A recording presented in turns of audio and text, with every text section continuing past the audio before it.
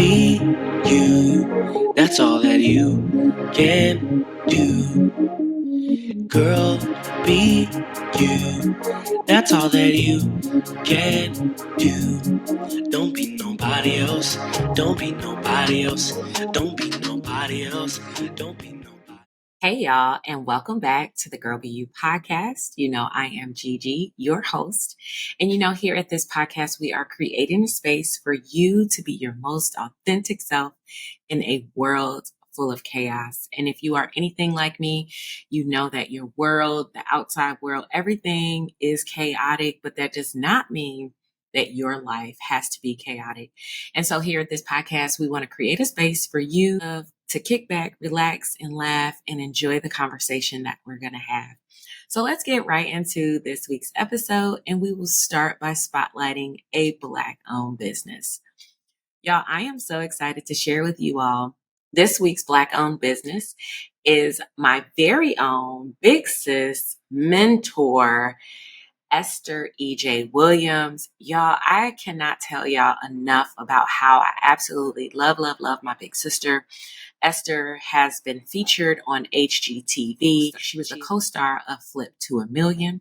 She is also a realtor, an investor. She is a mom and a designer, and she focuses on construction and design. Listen, I am so grateful to have her as a mentor and as a big sister. It just means so much. I feel like when you are the big sister, you need a big sister. And that is what Esther is to me. I am so grateful for her friendship, her mentorship. She has believed in me since the very conception of Girl Be You. I hosted my first event at one of her properties. She literally believed in me, literally poured into me, and I am forever grateful for that. I want you all to please go and follow her on Instagram at ultimate_EJ, and you can follow all of the things that she is doing. She inspires me every single day to be myself, to be my most authentic self. And on her Instagram page, you will see all the things that she's doing. She's flipping properties in Dallas and in Chicago, and she's just traveled all around the United States. She is truly an amazing woman, an amazing mom, an amazing sister, and I am so grateful to know her. So a special shout out to my big sis, Esther. I love you so much. And y'all do me a big favor and go follow her and support her. And I just wanted to let you know that I love you so much. And girl, keep being you. I love you. Mwah. All right, y'all, let's move into this segment of Girl, Let Me Say This. So I realized that we are really in a season where everybody would just rather really work from home. And I have my hand up very high as part of the delegation that loves working from home, that I just love the comfort of being at home. I enjoy being able to do my work and taking a break, fix a sandwich, or go take a nap, just having the flexibility to do all the things that I want to do. And quite honestly, I did not know how much I would really enjoy working from home until the whole world was shut down. What was that? Like 3 years ago, we were shut down and everybody had to be at home. And so it really awakened this whole thing of like, I could really be at home and I don't have to go into the office. And I think for everybody, it kind of took that load off of us to feel like we have to commute into the office, because I let me tell you something. I have been commuting in, taking a train to go to work since the very first day that I graduated college and went and got a real big girl corporate job. Let me tell you something. I was taking that metro, walking out of that metro train station and walking over to Wacker and then cutting over, going down Wacker all the way to Michigan. And depending on the schedule or depending on how quickly I needed to get there, I would walk straight down Lake Street. And I always had in the back of my mind, like, I do not want to be doing this for the rest of my life.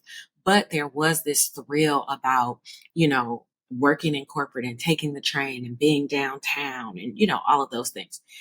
That probably could have been a whole bunch of years ago when I graduated college, but that was the kind of thing to do. And that is what we all did. So if you took part in that, you know that that was the way to be, right? And so when 2020 came, the pandemic came, a lot of us had to figure out how to work, and we started working from home, and then it just created this whole different world.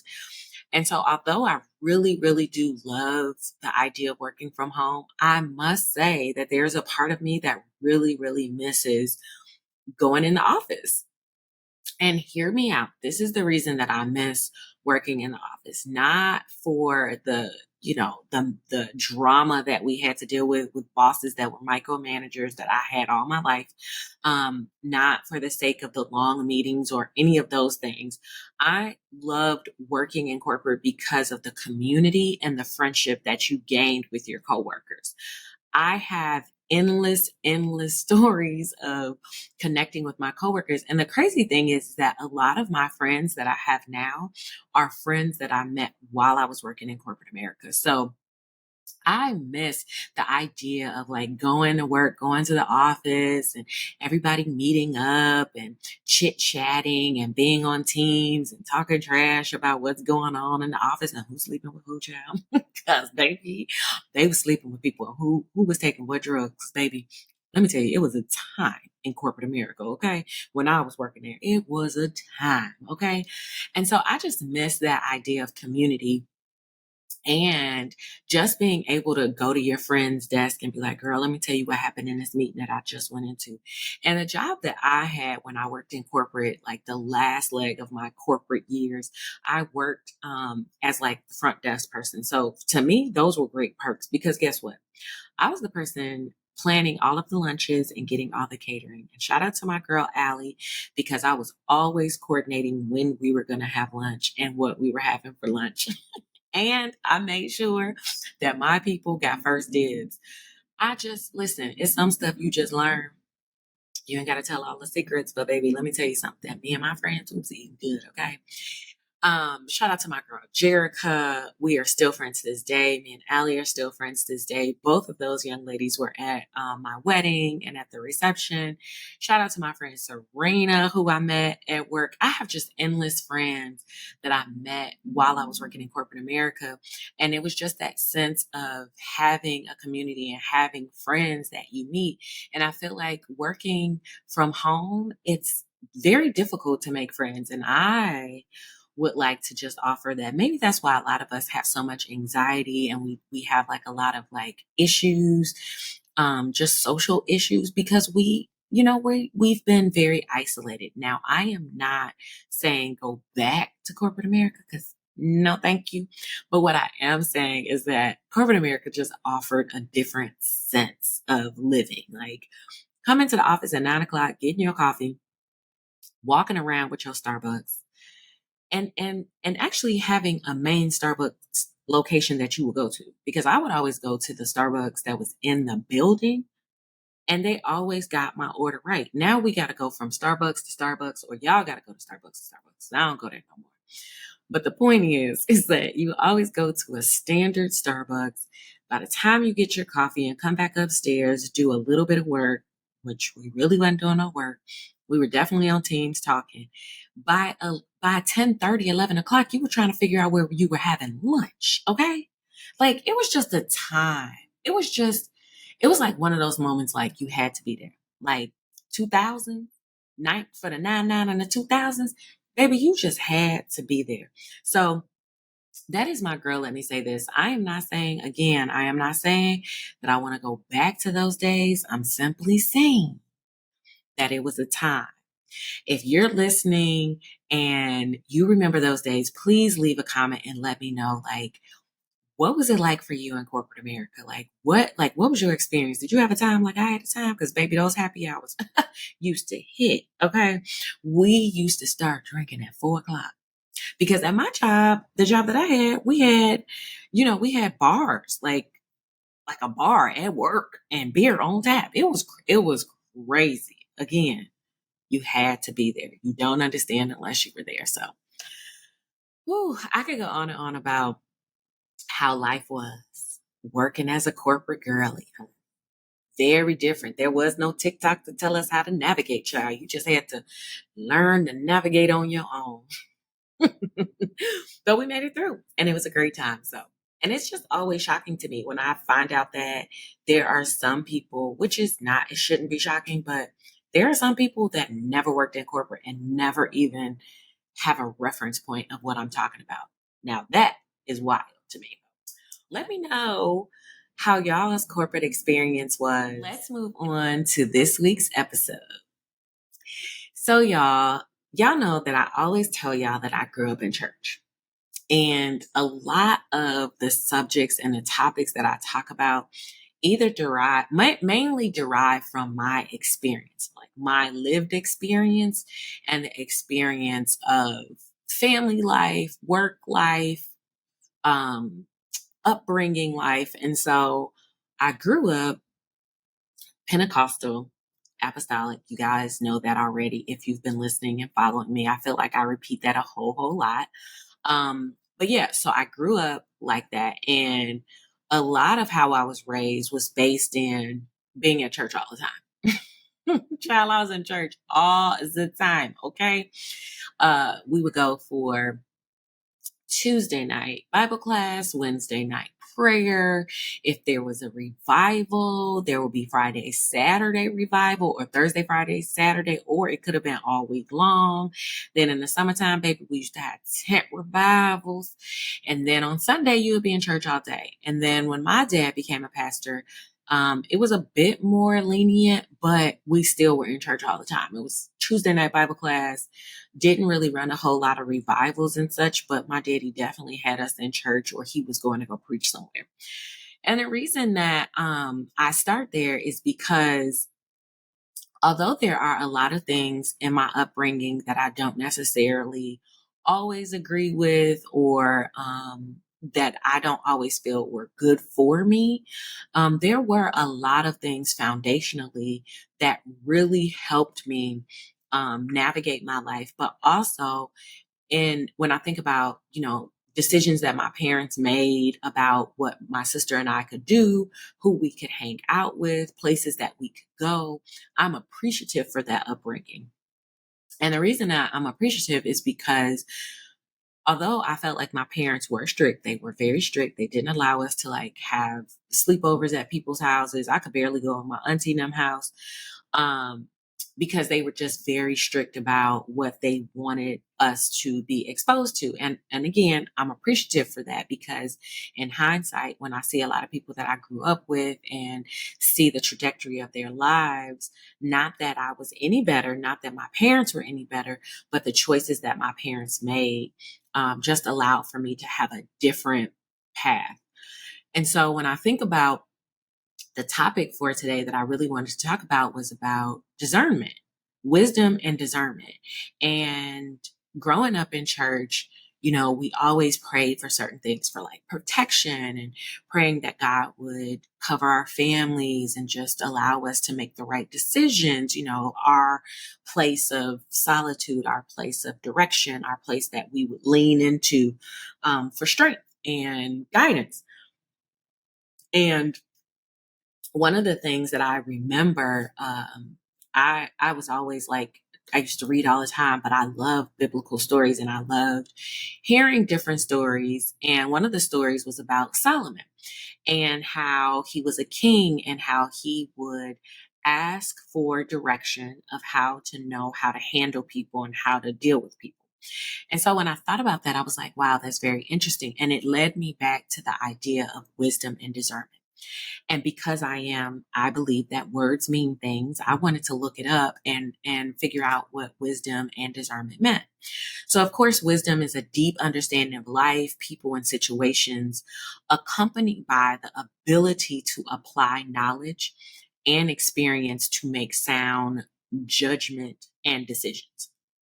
So in my mind, I think about wisdom being, we have the freedom to do whatever we want to do, right? Like you could go wherever you want to go. You can do whatever you want to do.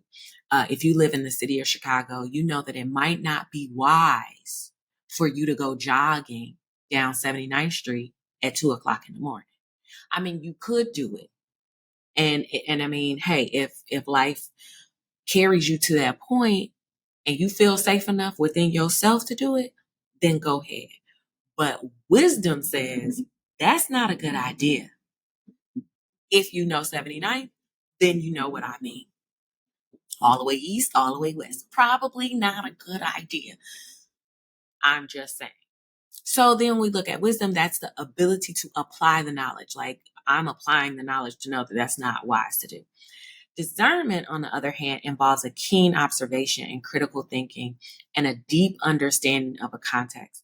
And essentially, discernment allows individuals to make informed decisions, differentiate between right and wrong, and navigate complex situations effectively. So what that tells me in my comprehension of it, whereas wisdom gives you the ability to apply the knowledge, discernment allows you to take it a step further to navigate the complexities of a situation. So, like discernment could be like I can meet somebody, prime example.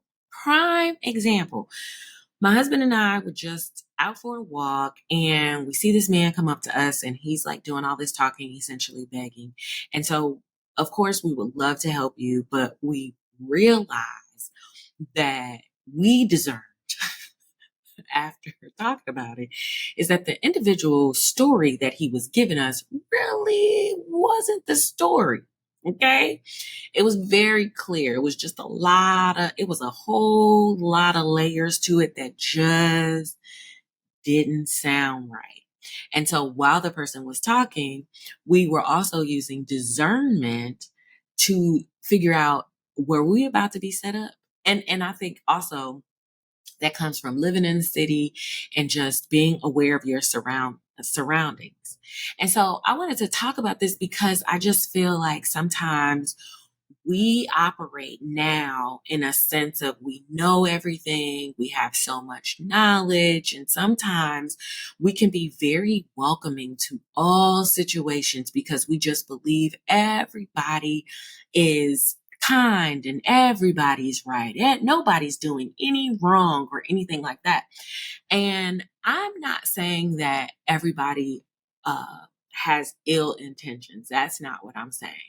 What I am saying is that I think we've gotten away from this sense of what wisdom and discernment is. So to go back to growing up in church, when I was a little girl, I used to always feel like something was wrong with me because I could feel when people weren't right. I can feel a situation like, I don't know about this. I don't know if this situation is actually right. And I oftentimes felt very guilty because I was able to pick up on things that others could not. I remember having this conversation with my father and him being a pastor for so many years. His business was people, right? Like he was in the business of people. He was in the business of caring for people, loving people and their families when people were sick, when they had a loved one that passed. You know, my parents were there to be there for people. And because he was a pastor and because he provided Sunday services, Tuesday night services, we would always be around, people all the time. And, as a little girl, I would always just kind of notice stuff and be like, I don't know if that's right. And so all these years later, me and my mom and my dad were having this conversation, and I was sharing with him. I was like, yeah, this person, I actually had insight on that and I knew something was wrong. And he was like, well, how did you know that? I was like, you didn't know it. And so for me, it was like, wow, like I was blessed with the ability of discernment, but I also would pray for it, right? Like I would pray and ask God, like, God, show me or give me discernment so that sometimes when we have discernment, we don't have to go down the paths that we shouldn't have to. I remember being in a situation with this person and I knew that I shouldn't have been in friendship conversation with this person just because I knew that their intentions were very, very bad. And it wasn't until a situation happened that I saw it and I was like, woo, this is terrible. And I ended up begging God, like, God, I promise you, I will never, ever, ever put myself back in this situation again. The thing is that we we have to learn how to walk in discernment. And I know that sounds like, ooh, spooky or whatever, or whatever. No, it's similar to how people are like, oh, if it's bad energy, I don't want it around me. And for me, if that's how you choose to put it. But for me, I say, I want wisdom. I want the wisdom to know how to apply the knowledge that I have. And then I want the discernment to understand the complexities of the situations. So there are three areas that I feel like for me, and this maybe not for you, but for me, three areas in which your discernment and your wisdom has to be keen or heightened. And one is your relationships. Like, know your friendships. Know the friendships that you should be in and know the relationships that you should be in. Because not all friendships, not all relationships are intended for you to have exchanges or interactions with. So be cautious. I'm not saying don't ever have new friends or don't ever have new connections, but enter with a sense of caution and wisdom and discernment so that you might be able to see what's not being said. That's probably a better way to say it. You want to be able to see what's not being said. Also, the second thing is in your career. Child, there are some instances that I wish that I would have lived more on the avenue of discernment avenue, as opposed to just being like, this is a great opportunity. Yes, it is a great opportunity, but also that opportunity comes with the weight of something, right? It comes with the weight of something, but also discernment and wisdom will also show you, or your sensors will go off and be like, all right, it's time to go. I promise you, I've been there more than once where I knew that the person that I was sharing with was going to turn on me. But I was like, no, I'm going to just give him the benefit of the doubt.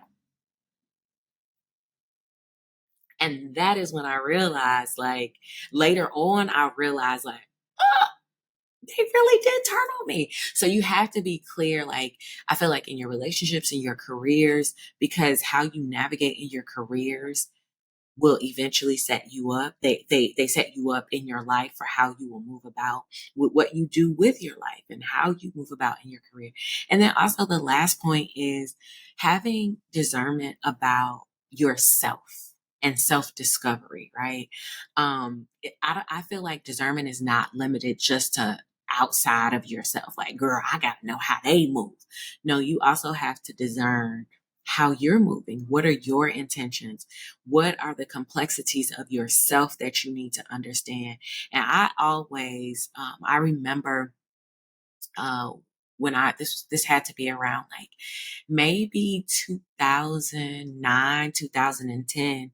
And I happened to be walking to my job at the time, and I really was at a place where I just wanted to be better. Like I've always just wanted to be better, constantly doing my inner work on myself. And because I'm a Miller, us Miller girls, us Miller guys, maybe your family has a different trait, but over here, it's for real. I be over here like, listen, I be telling myself, gee, you need to get it together, get your attitude together, calm down. And so I know that I can be that way. And so while I was walking to work when I was walking to work this day, I remember asking God, Lord, please let me chin check myself and let me be better because I know that I can be a trip. And so I think that discernment and wisdom work hand in hand, not just outwardly, but also inwardly, to know when it's time for you to start growing up. When it's time for me, like I knew it was time for me to start growing up. I knew when it was time for me to go get somewhere and sit down. Okay. I knew when I was doing too much and I needed to get some settle in me, like my mom would tell me. So in your relationships, make sure that wisdom and discernment is walking hand in hand, both platonic and romantic relationships. So you know how to handle yourself and other people. Make sure you know what your wisdom and discernment is walking hand in hand in your career, to know how to handle people, know how to deal with people, to know how to, um, you know, go in and out among people, how to handle different types of people, because not everybody is the same. And also learning how to have discernment and wisdom about yourself. When is it time for you to grow up? When is it time for you to have wisdom about yourself? When are you being wise in your dealings? Are you applying the knowledge that you need to have for yourself? Or are you always looking out the window, Pearl? Are you always looking out the window and minding everybody else's business, Pearl? Pearl, get up off that window stoop, go in the house, and go work on yourself. Y'all, that is my episode for this week. Thank you so much for joining me. If you haven't already, make sure that you're following me on Instagram, G_girlbu, and make sure that you are signed up for the newsletters. And you can do that by going to the website girlbu.com. And y'all, I have a Patreon. I got a Patreon. So go to the Patreon. I will tag it in the show notes. There I am sharing a little bit more of my business. I keep trying to tell y'all that. I share some workbooks with you guys, some different things that I don't always share in the newsletter or on the podcast. My goal is to build community, is to build a safe space for Black women to share about their experiences and to gain strength and to gain insight in this life. Y'all, thank you so much for joining me, and make sure that you share this podcast with someone that you know. And you know that what I'm going to say with every step, girl, be you. Until next time. Bye, y'all. Girl, be you. That's all that you can do. Girl, be you. That's all that you can